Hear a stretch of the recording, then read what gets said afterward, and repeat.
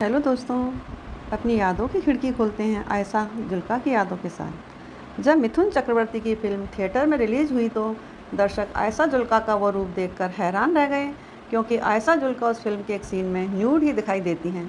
दर्शक तो हैरान थे ही, क्योंकि आयशा एक उभरती हुई अदाकारा के तौर पर इंडस्ट्री में अपनी पहचान बना रही थी, और उस दौर में ऐसे सीन देने वाली ज़्यादातर एक्ट्रेस बस एक या दो फिल्मों में ही दिखाई देती थी। उसके बाद तो वो एक्ट्रेस गुमनामी के अंधेरों में गुम हो जाती थी। खैर, दर्शकों ने तो फिल्म का आनंद लिया और ज़्यादा सोचे बगैर अपने घरों को लौट गए। लेकिन फिल्म रिलीज होने से पहले और शूटिंग कंप्लीट होने के बाद पर्दे के पीछे के विवाद ने जन्म ले चुका, और वह विवाद इतना आगे बढ़ा कि एक एक्ट्रेस का पूरा कैरियर बर्बाद कर दिया। एक्ट्रेस तो बर्बाद हुई थी, लेकिन फिल्म से जुड़े निर्माता और निर्देशक भी आयशा के शराब से नहीं बच सके। तो दोस्तों, आज इसी कंट्रोवर्शियल मुद्दे पर बात करेंगे, तो चलिए शुरू करते हैं। दरअसल दोस्तों, इस फिल्म का नाम था दलाल। इस फिल्म का नाम ही बताता है कि फिल्म कैसी होगी। ज़्यादातर लोग ऐसी फिल्मों को वी ग्रेड फिल्में मानते थे, लेकिन इस फिल्म के प्रोड्यूसर थे प्रकाश मेहरा, और प्रकाश मेहरा इंडस्ट्री में एक जाना माना नाम माने जाते थे। उन्होंने बेहतरीन फिल्में बनाई थी और बड़े बड़े कलाकारों के साथ काम किया, जैसे कि केवल अमिताभ बच्चन के साथ बनाई फिल्मों की बात करें तो जंजीर, लावारिस, नमक हलाल, शराबी, मुकद्दर का सिकंदर। अब ऐसा प्रोड्यूसर दलाल जैसी वी ग्रेड फिल्म क्यों बनाएगा? दरअसल उसका भी एक वाजिब कारण था, क्योंकि जिस एक्टर के साथ उन्होंने सुपरहिट और सुपरहिट फिल्में दी, उसी महानायक की फ्लॉप फिल्मों की वजह से इतना बड़ा प्रोड्यूसर अब कंगाली के दिनों का सामना करने वाला था। क्योंकि प्रकाश मेहरा ने साल 1989 में अमिताभ बच्चन के साथ जादूगर फिल्म बनाई थी, जिसके फ्लॉप होने के बाद उन्होंने बड़ा नुकसान उठाया था। फिल्म के अलावा भी उनकी फिल्म मोहब्बत के दुश्मन भी फ्लॉप हो गई थी। उसके बाद प्रकाश मेहरा को दो और झटके लगे। उनकी दो और फिल्में औंधे मुँह गिरी। उन फिल्मों के नाम थे जिंदगी एक जुआ और बाल ब्रह्मचारी। जब ये दोनों फिल्में भी बॉक्स ऑफिस पर औंधे मुँह गिरी तो प्रकाश मेहरा के लिए अब करो या मरो वाली स्थिति उत्पन्न हो गई। अब तो वो एक ऐसी मसाला भरपूर फिल्म बनाना चाहते थे कि जिसकी वजह से उन्हें पिछली फिल्मों में हुआ लॉस सूट समेत वापस आ जाए, और इसके लिए वो किसी भी हद तक जाने को तैयार थे। उन्होंने एक कम बजट फिल्म बनाने की सोची, जिसका नाम भी उन्होंने तड़कता फड़कता रखा, और इस फिल्म का नाम था दलाल। उन्हें लगता था कि इस फिल्म का ऐसा नाम सुनकर ही दर्शक सिनेमा की तरफ खिंचे चले आएंगे, और हुआ भी ऐसा ही। प्रकाश मेहरा ने इस फिल्म में वातौर हीरो मिथुन चक्रवर्ती को लिया, जो कि उस दौर में एक सस्ते कलाकार के तौर पर जाने जाते थे, और मिथुन अपनी कम बजट फिल्मों के लिए मशहूर रहे थे। एक नई नई एक्ट्रेस आयशा जुल्का का बतौर हीरोइन कास्ट किया, और उन दोनों के अलावा फिल्में राज बब्बर, शक्ति कपूर, अभी बहल, रीता बहादुर और टीनू आनंद ने भी काम किया था। आयशा नई एक्ट्रेस तो थी, लेकिन उससे पहले वो कुछ अच्छी फिल्मों में काम कर चुकी थी और दर्शकों में एक अच्छे किरदार के साथ अपना आगमन कर चुकी थी। अगर आयशा की आई फिल्मों की बात करें तो सबसे पहले आयशा की फिल्म जो आ चुकी थी, उनके नाम थे जो जीता वही सिकंदर, कुर्बान और अक्षय कुमार के साथ खिलाड़ी।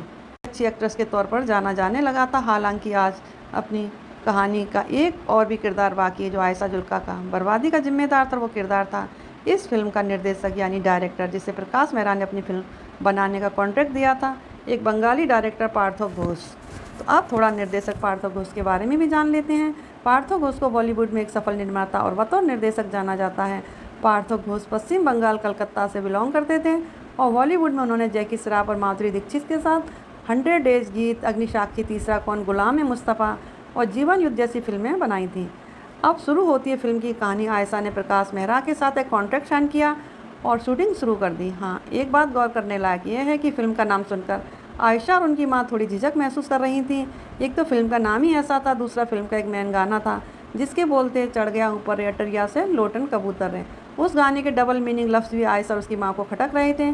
उन्होंने प्रकाश मेहरा से पहले ही कह दिया कि वे भी इस फिल्म में न्यूड अथवा टॉपलेस सीन नहीं करेगी, और कहते हैं कि ये बातें आयशा ने कॉन्ट्रैक्ट में भी लिखवा ली थी। लेकिन उन्हें नहीं पता था कि ये कॉन्ट्रैक्ट उनके पतन का कारण भी बनने वाला था। वो ये कॉन्ट्रैक्ट कैसे आयशा के कैरियर की बर्बादी का कारण बन गया। दरअसल ऐसा हुआ कि आयशा जुल्का का किरदार इस फिल्म में एक धंधे वाली का था, और फिल्म के क्लाइमैक्स में आशा का शक्ति कपूर के साथ एक रेप सीन रखा गया था। सीन शूट हुआ और शूटिंग कंप्लीट होने के बाद आयशा रोज़मर्रा की तरह अपने घर पर आ गई और बात आई गई हो गई। लेकिन उस दिन के बाद आयशा को पता चला कि उसी दिन इसी सीन से जुड़े कुछ और सीन भी शूट किए गए थे, और उसमें कुछ ऐसे शॉट भी थे जिसमें आयशा को न्यूड दिखाया गया था। और उसी रेप सीन को और मज़ेदार बनाने के लिए आयशा के किसी बॉडी डबल का इस्तेमाल भी किया गया, जिसे देखने के बाद लगता था कि जैसे ये सीन आयशा ने खुद ही किए हों। जब आयशा को पता चला तो उन्हें विश्वास नहीं हुआ, तो उन्होंने प्रकाश मेहरा से बात की, लेकिन प्रकाश मेहरा ने आयशा को विश्वास दिलाया कि ऐसा कुछ भी शूट नहीं हुआ या नहीं किया। लेकिन जब फिल्म का प्रीमियर लॉन्च किया गया तब जाकर आयशा के कुछ दोस्त और पत्रकारों को पता चला कि इस फिल्म में आयशा ने एक न्यूड सीन दिया है, जिसे देखकर वो सभी हैरान थे। उन्हीं लोगों से आयशा को भी पता चला कि प्रकाश मेहरा और पार्थो घोष ने उनके साथ धोखा किया है। पहले तो आयशा ने प्रकाश मेहरा से कहा कि उन्हें फिल्म से ऐसे सीन हटाने पड़ेंगे, लेकिन प्रकाश मेहरा ने तो वो कॉन्ट्रैक्ट आयशा के सामने रख दिया, जिसमें पहले ही नंबर पर लिखा हुआ था कि प्रोड्यूसर, डायरेक्टर, एक्टर को या किसी भी एक्ट्रेस को जो भी टर्म एंड कंडीशन देगा वो सभी टर्म्स एंड कंडीशंस को मानना होगा। दरअसल जब आयशा अपनी मां को लेकर प्रकाश मेहरा के घर गई थी तो वहां पर कुछ गर्मा गर्मी हो गई और उनके घर से जाने के बाद प्रकाश मेहरा को लगा आयशा चुप नहीं बैठेंगी, तो प्रकाश मेहरा ने अपने किसी बंदे के हाथ कॉन्ट्रैक्ट की एक कॉपी आयशा के घर भेजी, जिसमें लिखा था सब कुछ उनकी मर्जी से ही हुआ है, लेकिन आयशा के लिए भी करो या मरो वाली स्थिति ही थी, क्योंकि उन्हें पता था कि ऐसे सीन देने के बाद उन्हें काम तो मिलने से रहा। आयशा पहले तो प्रकाश मेहरा के घर गई और उनकी पत्नी को बताया। जब वहाँ से तो उन्हें कोई राहत नहीं मिली, तो फिर उसके बाद बॉलीवुड फेडरेशन में गई और वहाँ से भी आयशा को राहत नहीं मिली। इनफैक्ट किसी ने उनकी बातों पर ध्यान ही नहीं दिया, क्योंकि उस दौर में प्रकाश मेहरा और पार्थो घोष एक बड़ा नाम थे, सैकड़ों लोग उनके हाथ के नीचे काम करते थे, लेकिन आयशा चुप बैठने वालों में से नहीं थी। उस दौर में आयशा का रोमांस अरमान कोहली के साथ चल रहा था, जो उनके शुभचिंतकों में से एक थे। तो उनकी सलाह पर आयशा फिर उसके बाद कोर्ट पहुँच गई। उनकी सिर्फ एक डिमांड थी कि उस न्यूड सीन को फिल्म से हटा दिया जाए, लेकिन लाख कोशिशों के बाद भी, सभी के दरवाज़ों पर गिड़गिड़ाने के बाद भी, जब वो सीन दलाल फिल्म से रिमूव करवाने में असफल रही और जो कुछ भी उसने किया वो सब व्यर्थ रहा।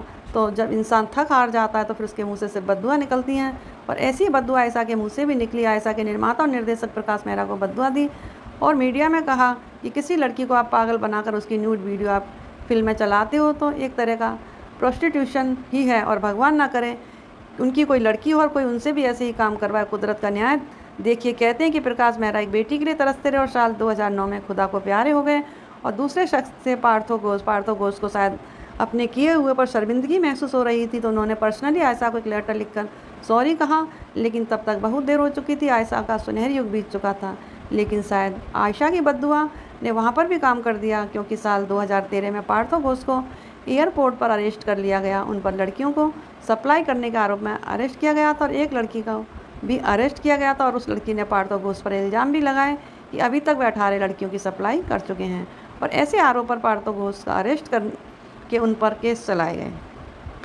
अब सिनेमाघरों में उसी सीन की वजह से फिल्म तो हिट हो गई, लेकिन उसी सीन की वजह से आयशा का करियर बर्बाद हो गया, और शायद बर्बाद दिल से कहा निकली, जिसकी वजह से ऐसे हालात बने जो समझ से परे थे। धन्यवाद।